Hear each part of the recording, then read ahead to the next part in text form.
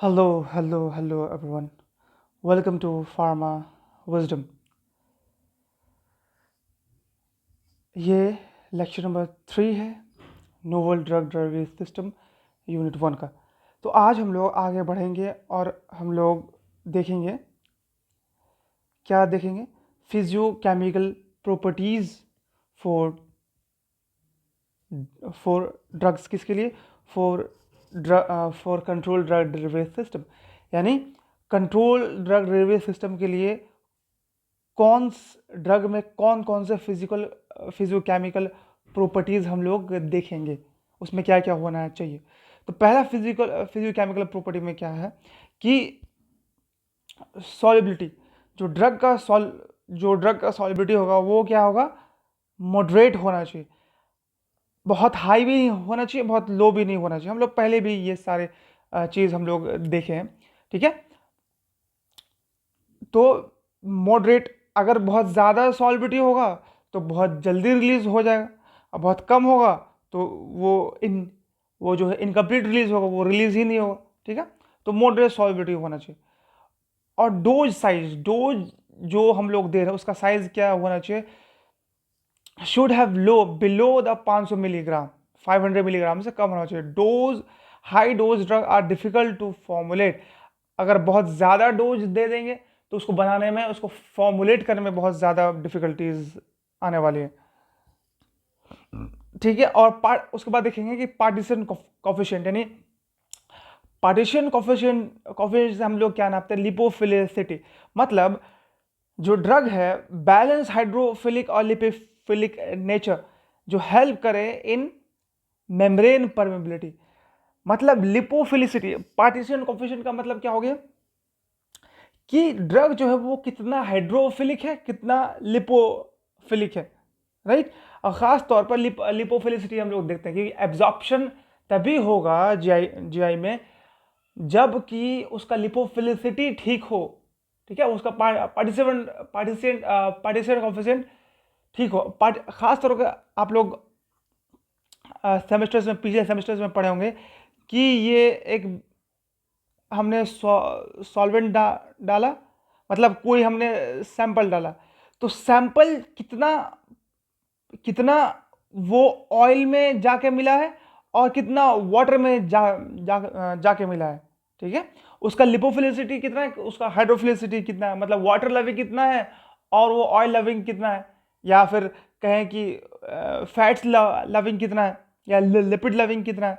तो उसके स्प्रेड को हम लोग नापते हैं कि कितना फैला हुआ है, ठीक है।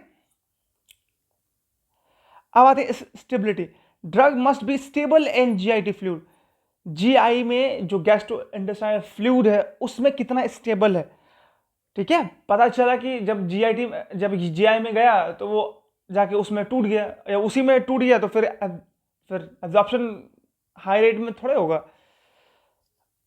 Should not degrade before release, है ना, रिलीज से पहले वो डिग्रेड ना हो, वो खराब ना हो जाए, वो टूट ना जाए। अब आते हैं मॉलिक्यूलर साइज। तो मॉलिक्यूलर साइज कितना होगा, स्मॉलर मॉलिक्यूल डिफ्यूज इजली, ठीक है। लार्ज मॉलिक्यूल पुअरली डिफ्यूज होगा। अगर ड्रग का साइज छोटा छोटा है, उसका मॉलिक्यूलर साइज मॉलिक्यूल बहुत छोटा छोटा है, तो वो आसानी से बैरियर क्रॉस करके वो जाके मिल जाएगा। बट अगर बहुत बड़ा बड़ा है हमारा ड्रग्स, तो वो बहुत जल्दी डिफ्यूज नहीं कर पाएगा, ठीक है, पुअरली डिफ्यूज होगा।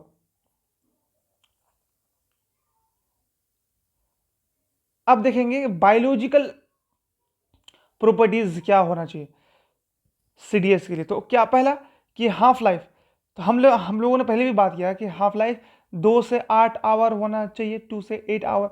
ज़्यादा शॉर्ट, ज़्यादा लॉन्ग नहीं होना चाहिए। Absorption should be uniform through out GI. Absorption जो वो यूनिफॉर्म होना चाहिए और नैरो नहीं होना चाहिए।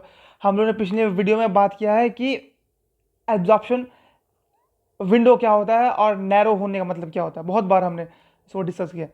और थेरेपेटिक इंडेक्स, उसके बाद मतलब थेरेपेटिक इंडेक्स जो wide wide therapeutic index is preferred, narrow index toxicity cause करेगा। हमने ये सारी बातें बात कर ली है। फर्स्ट पाथ मेटाबॉलिज्म में बात किया गया, फर्स्ट पाथ मेटाबॉलिज्म जो है extensive first path metabolism are less suitable.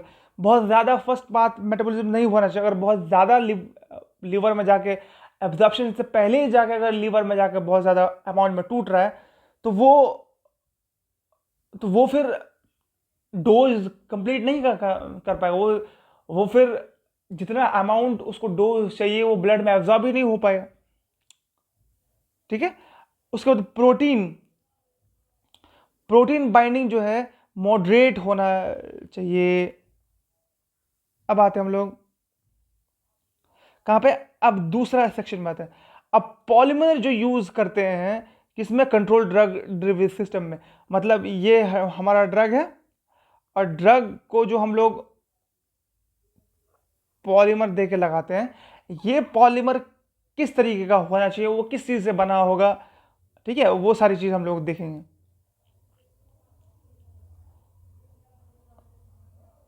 तो क्या है पॉलीमर, थोड़ा पॉलीमर का थोड़ा हम लोग परिभाषा देख लेते हैं।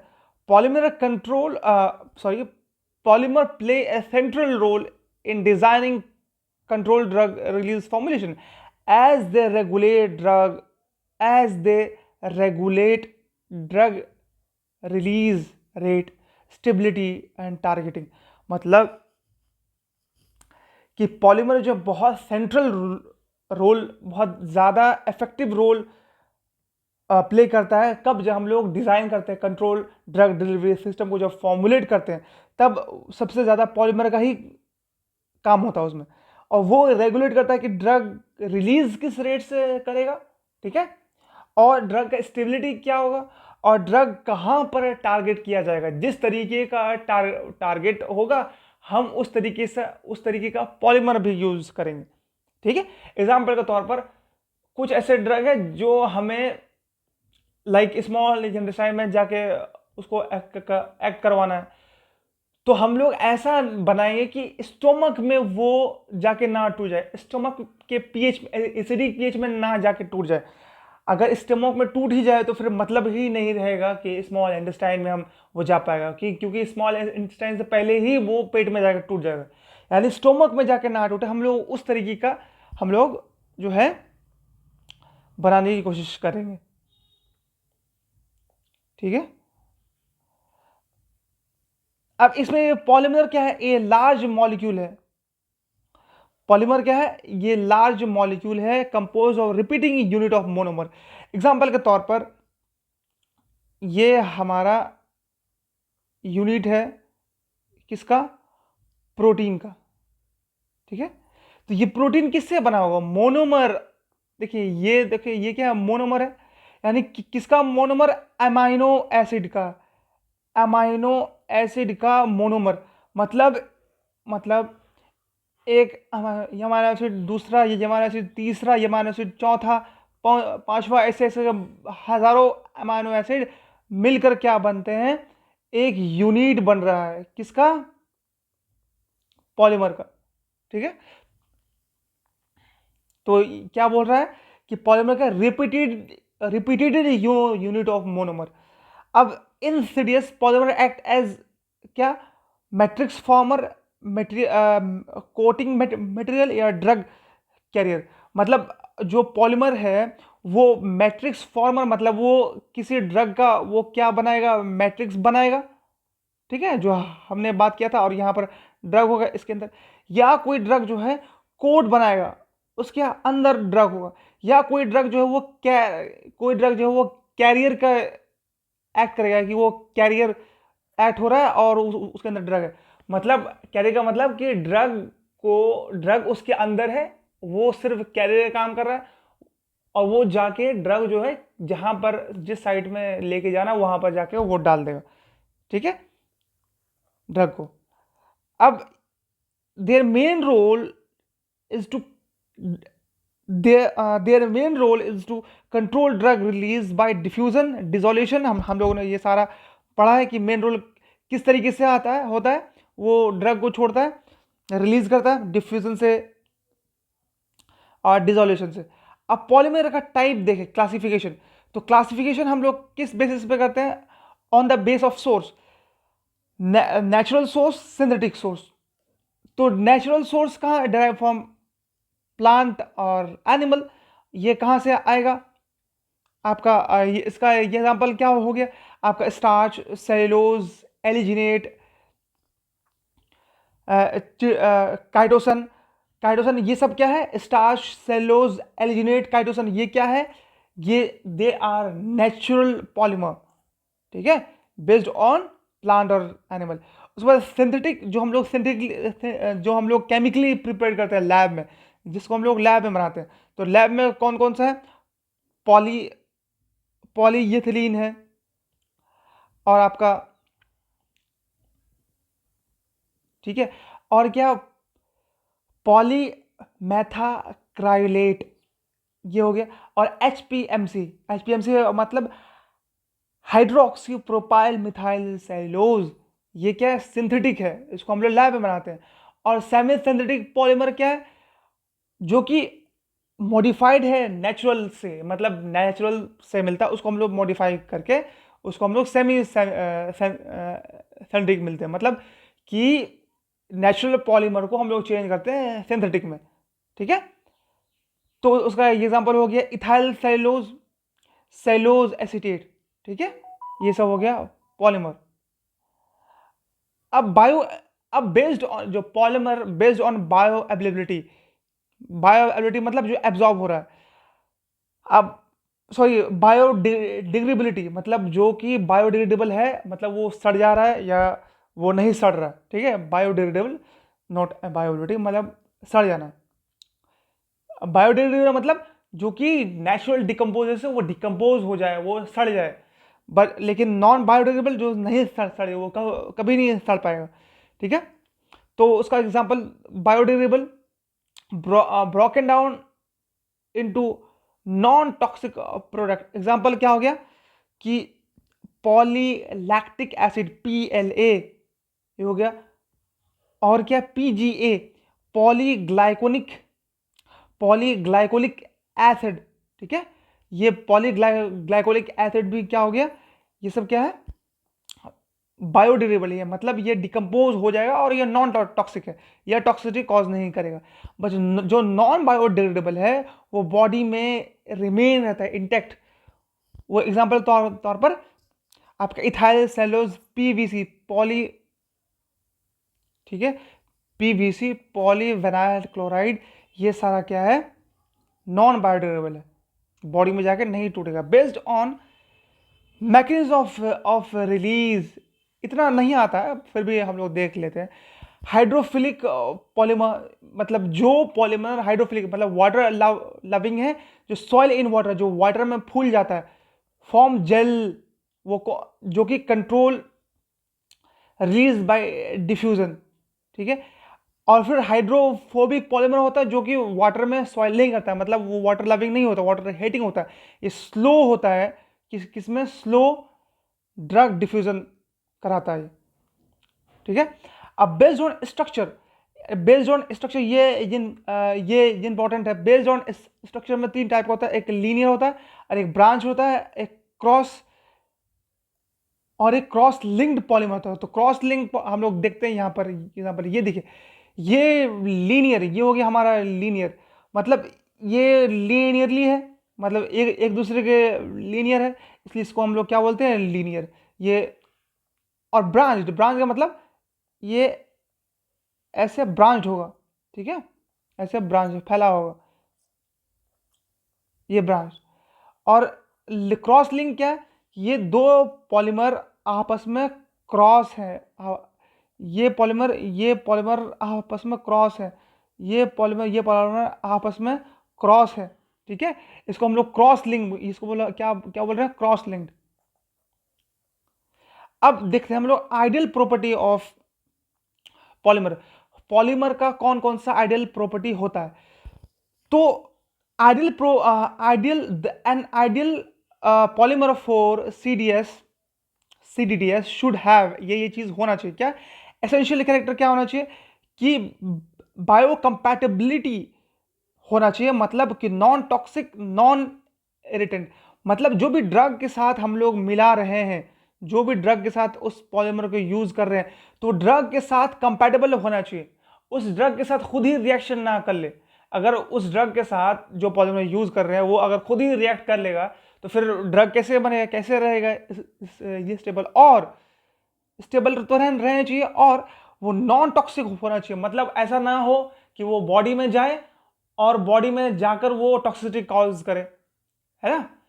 तो उस तरीके का हमको जो है पॉलीमर यूज करता है, नॉन इरिटेंट। अब ऐसा ना हो कि वो जीआईटी में जाए या फिर हमारे गैस्ट्रो इंटेस्टाइनल ट्रैक में जाए या वोसोफेगस में ही जाते जाते वो इरिटेशन कॉज करने लगे, है ना, स्वेलिंग हो जाए। तो ये बिल्कुल गलत है, ऐसा हम लोग यूज नहीं करेंगे। बायोडिग्रेडेबल इफ रिक्वायर्ड, मतलब हम लोग ज्यादातर बायोडिग्रेडेबल पॉलीमर ही यूज करना चाहेंगे, क्योंकि वो खुद जाकर बॉडी में जाकर डिकम्पोज हो जाए और केमिकल स्टेबिलिटी हो, मैकेनिकल स्ट्रेंथ हो। ऐसा ना हो कि वो बॉडी में गया और जाते ही साथ टूट गया। अगर कोई ड्रग जिसका पॉलीमर हमने यूज किया है जिसमें, और वो पेट में गया और पेट में जाते जाते ही टूट गया, तो ये कंट्रोल रिलीज हो पाएगा क्या? कंट्रोल रिलीज मतलब कंट्रोल मतलब स्लो या सब्सटेंडेड रिलीज हो पाएगा? नहीं, वो जाके अगर टूट जाएगा तो फिर क्या फायदा। ठीक है, अब देखें फंक्शनल प्रॉपर्टी क्या होना चाहिए। अब फंक्शनल प्रॉपर्टी क्या होना चाहिए? कंट्रोल सॉइलिंग बिहेवियर, जो सॉइलिंग हो रहा है वो बिहेवियर कंट्रोल होना चाहिए। प्रॉपर परमेबिलिटी, परमेबिलिटी प्रॉपर होना चाहिए, मतलब प्रॉपर वे में वो परमेबल हो। कंपेटिटिव ड्रग, ड्रग के साथ कंपेटेबल होना चाहिए। स्टेबिलिटी होना चाहिए अंडर फिजियोलॉजिकल कंडीशन, जो भी बॉडी का फिजियोलॉजिकल कंडीशन है उसमें वो स्टेबल होना चाहिए। और फिर क्या आता है, अब रिलीज रिलेटेड प्रॉपर्टी, जो रिलीज करेगा वो drug, ability to control drug release should not interfere with the drug activity, मतलब ड्रग के साथ वो ड्रग का जो एक्शन है उसके साथ उसको इंटरफेयर नहीं करना। उसको बस काम क्या है उसका, कि उसको ड्रग को अदर एनवायरनमेंट में, फिजियोलॉजिकल एनवायरनमेंट से बचाना है और फिर उसको जाके जहां पर रिलीज करना है वहां पर रिलीज कर देना, बस उसका काम खत्म। वो ड्रग के एक्शन में बिल्कुल पार्टिसिपेट नहीं करेगा, ठीक है, वो इंटरफेयर नहीं करेगा। प्रिडिक्टेबल रिप्रोडक्सिबल बिहेवियर, मतलब हम उसको क्या कर पाए, प्रिडिक्ट कर पाए उसके बिहेवियर को, ठीक है। और अब देखिए एडवांटेज, पॉलीमर का एडवांटेज क्या होगा पॉलीमर यूज करने का। तो हाँ, पॉलीमर एडवांटेज क्या होगा पॉलीमर इन सीडीएस में, यानी enable control and sustain release, हम मतलब हम लोगों को खास तौर पर इनेबल करता है कि सस्टेन रिलीज हो, कंट्रोल रिलीज हो। इन improve bioavailability of drug, drug का बायोबिलिटी बढ़ा दे रहा है। रिड्यूस ड्रग फ्रीक्वेंसी, हम लोग पढ़े हैं, हम लोग को पता है ये सारी चीज़ें, जो पेशेंट्स कंप्लाइंस बढ़ जाए, साइट स्पेसिफिक टारगेट बढ़ जाए कि खास स्पेसिफिक जगह पर जाकर वो टारगेट करें। Drug protect drug from degradation, यानी ड्रग को टूटने से बचाता है, डिग्रेड होने से बचाता है। डिसएडवांटेज क्या है इसका, हाँ हमने भी ये भी पढ़ा है। डिसएडवांटेज क्या है कि हाई कॉस्ट है इसका फॉर्मुलेशन के लिए, पॉसिबल टॉक्सिसिटी, किसमें हमारे सिंथेटिक पॉलीमर में टॉक्सिसिटी कॉज हो सकता है। रिस्क ऑफ पॉलीमर एक्युमुलेशन, ठीक है, पॉलीमर का एक्युमुलेशन हो सकता है बॉडी में, जो कि नॉन बायोडिग्रेडेबल है। अगर नॉन बायोडिग्रेडेबल पॉलीमर अगर बॉडी में अगर जमा होता रहा तो टॉक्सिसिटी कॉज कर जाएगा। रिस्क में ये रिस्क हो सकता है ना, कि ये रिस्क हो गया कि बॉडी में ज़्यादा से ज़्यादा जो नॉन बायोडिग्रेडेबल पॉलीमर है वो ज़्यादा जमा हो रहा है तो टॉक्सिसिटी कॉज हो। कॉम्प्लेक्स मैन्युफैक्चरिंग प्रोसेस, इसका जो मैन्युफैक्चरिंग प्रोसेस है कॉम्प्लेक्स, इसलिए पैसा इसमें ज़्यादा खर्चा करना पड़ेगा। अब देखिए कि एप्लीकेशन ऑफ पॉलीमर क्या है, हम लोगों ने पढ़ा है। तो एप्लीकेशन सब में कुछ ना कुछ एप्लीकेशन है, देख लेते हैं एक एक करके। मैट्रिक्स में, अब मैट्रिक्स सिस्टम में क्या हो रहा है कि drug disperse in the polymer matrix polymer control drug diffusion example देखिए HPMC यानी मैट्रिक्स सिस्टम का ये एग्जांपल हो गया HPMC मैट्रिक्स। फिर कोटिंग में यानी कोटिंग में दो टाइप हमने पढ़ा है, रिजर्वायर है ना। तो रिजर्वायर में क्या होता है कि पॉलीमर को कोट करते हैं, पॉलीमर से कोट करते हैं हम लोग ड्रग को, और फिर वो डिफ्यूजन के थ्रू जाता है, अपना रिलीज करता है ड्रग। तो इसका एग्जांपल तो कोटिंग यानी रिजर्वायर का एग्जांपल याद रखें हम लोग, इथाइल सेलुलोज एंड कोटेन टैबलेट, वैसे हम लोग पढ़े हैं ना ये सब। अब हाइड्रोजेल्स, ये सॉइल इन एक्वस मीडियम, ये एक्वस मीडियम में फूल जाता है, सॉइल हो जाता है, ठीक है। और जो है drug release drug via diffusion, यानी ये डिफ्यूजन के थ्रू जो है रिलीज करता है अपना। इसका एग्जांपल हम याद रखें, कार्बोपोल HPMC जेल, ठीक है। और आयन एक्सचेंज का एग्जांपल क्या होगा, पॉलीमर का यानी रेसिनेट सस्पेंशन, ठीक है, ये हमें याद रखना। और फिर टारगेटेड ड्रग सिस्टम का, यानी पॉलीमर जो कि नैनो पार्टिकल्स के रूप में आता है, माइक्रो स्पोर्स के रूप में आता है। नैनो पार्टिकल्स खास करके हम लोग वो सर्जरी में यूज करते हैं, मतलब वो ड्रग जो कि सर्जरी से हम लोग बॉडी में डालते हैं, ये प्लांट करते हैं, जैसे ये प्लांट्स भी हो गया। तो वो क्या होता है कि बॉडी में बहुत धीरे धीरे धीरे धीरे बॉडी में रिलीज होता रहता है, ठीक है, डिलीवरी स्पेसिफिक साइट। जैसे अब बायोडिग्रेडेबल इम्प्लांट्स, तो बायोडिग्रेडेबल इम्प्लांट्स का PLA और PGLA इम्प्लांट्स आता है, जो कि स्लोली डिग्रेड होता है, स्लोली रिलीज करता है, यानी polymer degrade slowly, releasing drug slow degrade होता रहेगा और स्लो ड्रग को वो रिलीज करता रहेगा, ठीक है। तो ये हमारा चैप्टर हो गया ख़त्म। तो फिर आप लोग से गुजारिश है कि आप लोग को कैसा लगा क्लास, आप लोग बताएं, और फिर आपको और क्या चाहिए। और हम लोग नेक्स्ट लेक्चर में हम लोग इसका MCQ देखेंगे और इम्पोर्टेंस क्वेश्चन देखेंगे, जो कि सेमेस्टर में और भी कॉम्पिटिटिव एग्जाम में आए। तो फिर तब तक के लिए आप लोग अपना ख्याल रखें, बाय बाय।